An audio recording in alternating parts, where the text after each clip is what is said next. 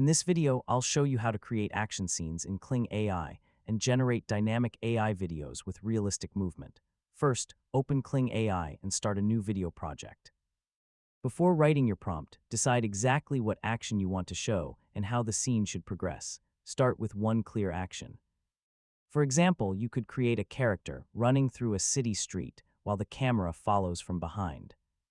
In your prompt, describe the subject, action, environment, camera movement, lighting, and overall visual style.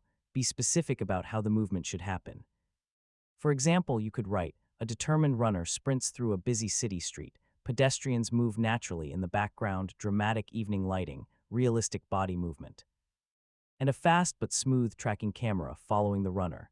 When creating action scenes, try not to include too many different actions in a single generation.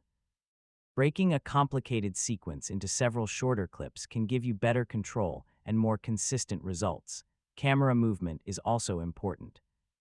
You can use tracking shots, dynamic push-ins, side-following shots, or wide shots depending on the action. Make sure the camera movement matches the scene.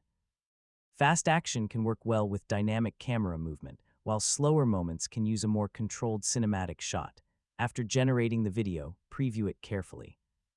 Check the character's movement, hands, body position, background objects, camera motion, and overall consistency. If the movement looks unnatural, simplify the prompt and focus on the main action.